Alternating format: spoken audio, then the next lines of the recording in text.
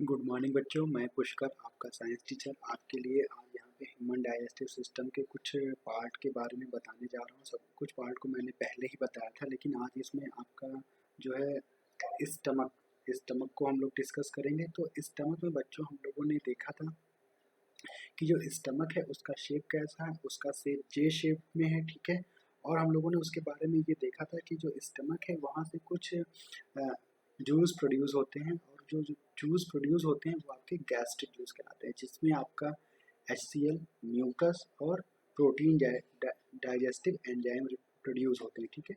तो यहाँ पे बच्चों प्रोटीन का ब्रेकडाउन होता है, और जो HCl है वो अ, जो भी बैक्टीरिया आ गए हैं फूड के साथ स्टमक में, उस बैक्टीरिया को फिनिश करने का काम करता है। और दूसरी बात जो म्यूकस है, म्यूकस ये हमारी जो स्टमक की अंदर वाली इनर लेयर है, उस लेयर को प्रोटेक्ट करने का काम करता है, किससे? HCl से, ठीक है। तो यहाँ पे ये तीन बात हमें ध्यान रखनी है कि HCl का वर्क क्या है? बैक्टीरिया को किल करना, ठीक है। और म्यूकस का वर्क क्या है? जो इनर वॉल्स हैं उनको प्रोटेक्ट करना, किससे? HCl से। और जो तीसरी बात थी यहाँ पे, जो प्रोटीन डाइजेस्टिव एंजाइम्स हैं वो प्रोटीन को ब्रेक डाउन करते हैं, ठीक है। तो ये बात आपने ध्यान रख ली। और यहाँ पे जो फूड है वो कुछ मिनट भी हो सकता है, कुछ आवर्स के लिए भी हो सकता है। ये डिपेंड करता है कि हमने किस टाइप का फूड खाया। अगर आपने हैवी फूड खाया है तो उसके लिए ज़्यादा टाइम लग सकता है, ठीक है। तो बच्चों यहाँ पे जो प्रोटीन डाइजेस्टिव एंजाइम्स होते हैं उनको एक्ट में लाने के लिए जो HCl है उसका रोल भी मेन होता है, क्योंकि जब HCl सिक्रेट होता है तो उसके साथ वो मिलकर और एक्टिव हो जाते हैं और तेज़ी से वो काम करने लगते हैं। इसीलिए हमें सलाह दी जाती है कि अगर हम खाना खा रहे हो तो उस टाइम हमें पानी नहीं पीना चाहिए। अगर आप पानी पी लेते हैं तो आपका जो HCl है वो क्या होगा? वो हल्का हो जाएगा। जब वो हल्का हो जाएगा तो वो जो खाना 5 मिनट पचना था उसको और समय लगेगा, ठीक है।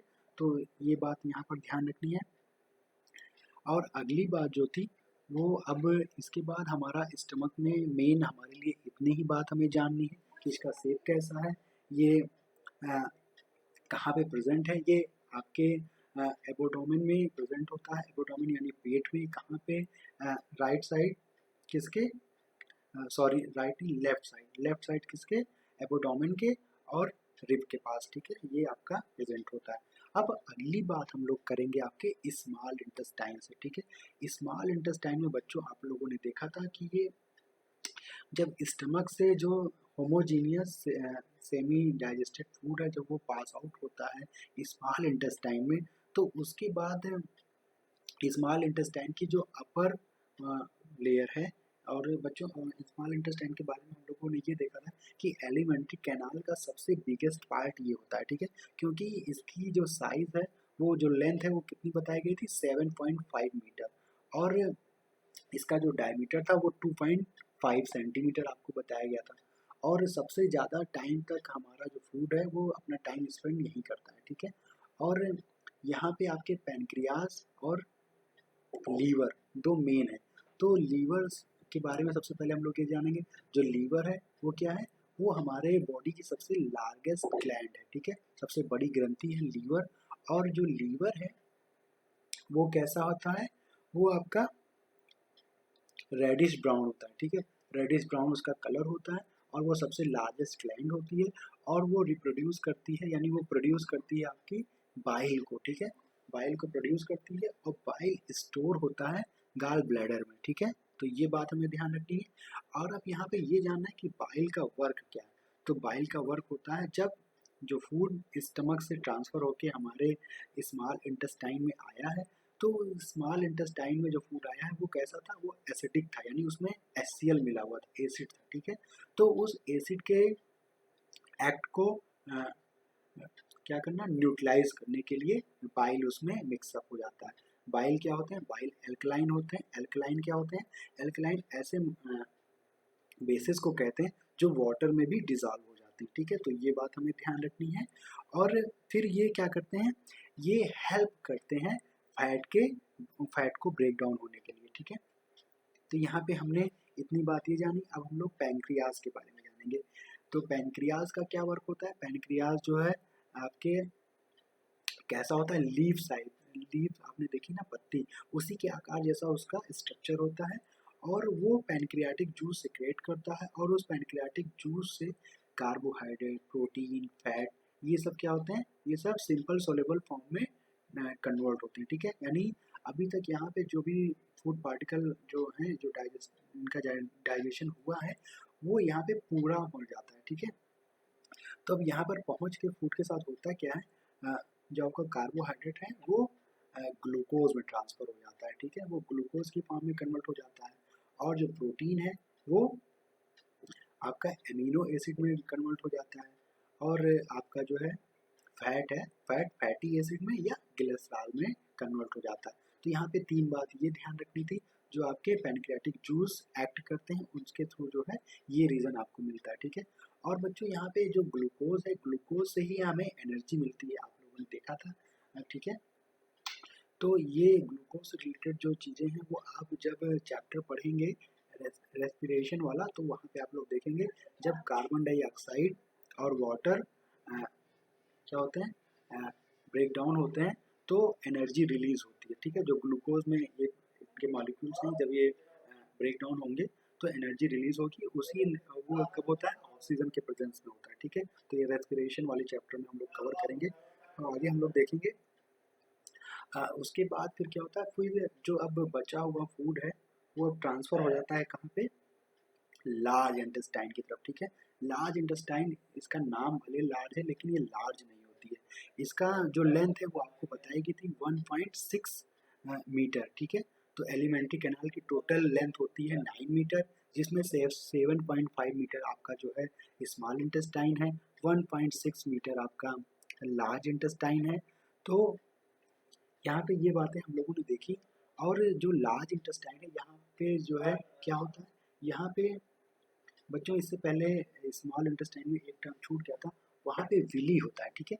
विली क्या होता है, विली आपका फिंगर, जैसे हमारी उंगलियां है ना, ऐसे ही वहाँ पे विली होते हैं, और विली जो है कहाँ पे प्रेजेंट होते हैं, स्मॉल इंटेस्टाइन की जो वॉल है यानी जो दीवारें हैं वहाँ पर ये प्रेजेंट होती है, और वहाँ पे ये क्या करते हैं, वो एब्जॉर्ब करते हैं किसको, जो न्यूट्रिएंट्स ब्रेक डाउन हुए हैं, ठीक है। कौन कौन से न्यूट्रिएंट्स ब्रेक डाउन हुए हैं, जैसे ग्लूकोज हुआ है, फैटी एसिड हुई है, और आपके ग्लिसरॉल हुए हैं, ठीक है। और तो इन सबको वो एब्जॉर्ब करता है, कौन, विली एब्जॉर्ब करता है, ठीक है। और ये एब्जॉर्ब कैसे करता है, ये डिफ्यूजन प्रोसेस से करता है। डिफ्यूजन प्रोसेस में मैंने आपको बताया था कि higher concentration liquid lower concentration liquid की ओर मूव करता है, ठीक है। तो ये बात आपको समझ में आ गई। अब लार्ज इंटेस्टाइन पे हम लोग फिर से आएंगे। तो लार्ज इंटेस्टाइन में मैंने आपको बताया कि जब स्मॉल इंटेस्टाइन से फूड ट्रांसफर होकर लार्ज इंटेस्टाइन में पहुंचता है, तो लार्ज इंटेस्टाइन में आपका जो फूड है उनमें जो वाटर है और जो मिनरल्स है यानी साल्ट है, उसको वहाँ पे एब्जॉर्ब कर लिया जाता है, ठीक है। तो इस तरह जब एब्जॉर्ब कर लिया जाता है, वाटर उसमें से एब्जॉर्ब कर लिया गया, तो अब जो फूड बचा, जो अनडाइजेस्टेड पार्ट आपका फूड के रूप में बचा हुआ है, वो सेमी सॉलिड हो जाता है, ठीक है, कठोर हो जाता है थोड़ा।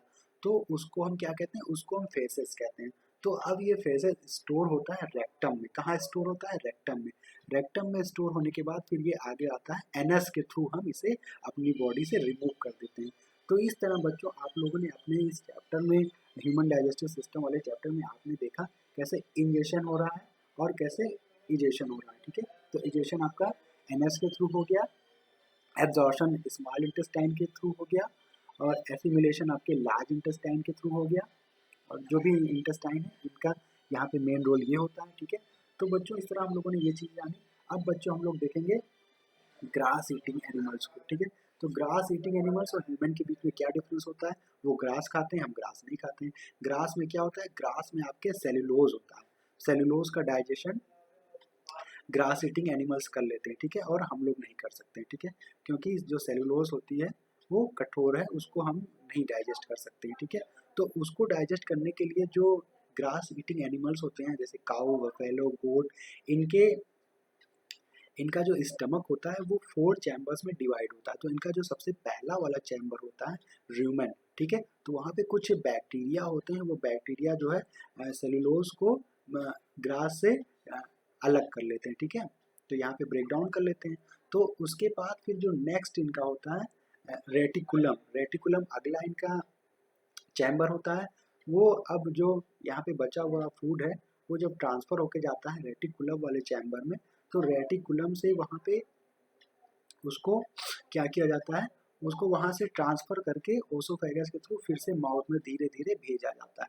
फिर वो काऊ क्या करती है, बफेलो क्या करती है, उस फूड को आपने देखा होगा कि वो ऐसे ऐसे ऐसे करती है ना, ऐसे ऐसे करती है, यानी वो दांतों के चारों तरफ घुमाती है और यहाँ से क्या होता है, सफेद सफेद झाग टाइप का निकलता हुआ आपको दिखाई पड़ता है ना। तो इसी तरह के प्रोसेस को हम क्या कहते हैं, रूमिनेंट कहते हैं, ठीक है। तो ये जो इस तरह के जो एनिमल्स होते हैं, यानी जो रूमिनेंट्स होते हैं, वो अपने फूड को डाइजेस्ट करने का प्रोसेस करते हैं। फिर यहाँ से जब ये प्रोसेस कर लेते हैं तो इसके बाद ये फिर से अपने फूड को अंदर शिफ्ट करते हैं और फिर ये जो नेक्स्ट चैम्बर होता है इनके स्टमक का, उसमें ले जाते हैं, वो होता है ओमोसम, ठीक है। तो ओमोसम में जब ले जाते हैं तो वहाँ पे जो फूड है वो बारीक छोटे छोटे पार्टिकल में डिवाइड कर दिया जाता है, और डिवाइड करने के बाद बच्चों उस फूड को फिर डायरेक्टली जो फाइनली जो है, जो इनका ट्रू स्टमक होता है, इनका काऊ का, यानी जो ग्रास ईटिंग एनिमल्स होते हैं, इनका जो ट्रू स्टमक होता है वो होता है आपका एबोमॉसम, ठीक है। तो वो एबोमॉसम में ट्रांसफर कर देते हैं। फिर वहाँ पे जो एंजाइम है, डाइजेस्टिव एंजाइम है, वो जो फूड है उसको सिंपल सॉल्युबल फॉर्म में ब्रेक डाउन कर लेते हैं, और फिर इस तरह जो है फूड का डाइजेशन इनकी बॉडी में हो जाता है। तो बच्चों यहाँ पे हम लोगों ने ह्यूमन डाइजेस्टिव सिस्टम के stomach, small intestine, large intestine और ग्रास ईटिंग एनिमल्स के बारे में थोड़ा थोड़ा देखा। और बची हुई चीज़ अगर आपको कोई बात नहीं समझ में आई है तो आप मेरे नंबर पे व्हाट्सएप करके मुझसे पूछ सकते हैं, या क्लास में जब आपको जो है जो इंस्ट्रक्शन दिए जाएं, अगर आपको ना समझ में आए तो आप वहाँ भी मुझसे पूछ सकते हैं। तो बच्चों इस वीडियो में इतना ही। मैं ये होप करता हूँ कि आप सभी को मेरे द्वारा जो ये बताई गई बेसिक इन्फॉर्मेशन है आपके डाइजेस्टिव सिस्टम से रिलेटेड, वो आप सभी बच्चों को अच्छे से समझ में आ गई होगी।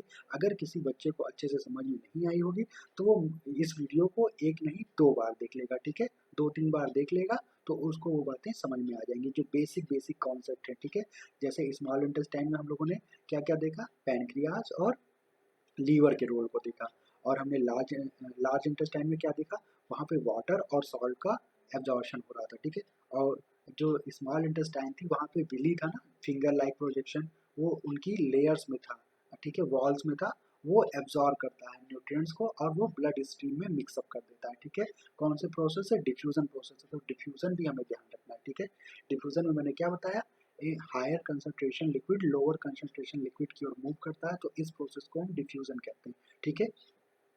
तो बच्चों यहाँ पे हम लोगों ने ह्यूमन डाइजेस्टिव सिस्टम का जो एलिमेंट्री कैनाल है उसमें द माउथ, ठीक है, ओसोफेगस और आपका stomach, small intestine, large intestine, ठीक है, इन सबको देख लिया है।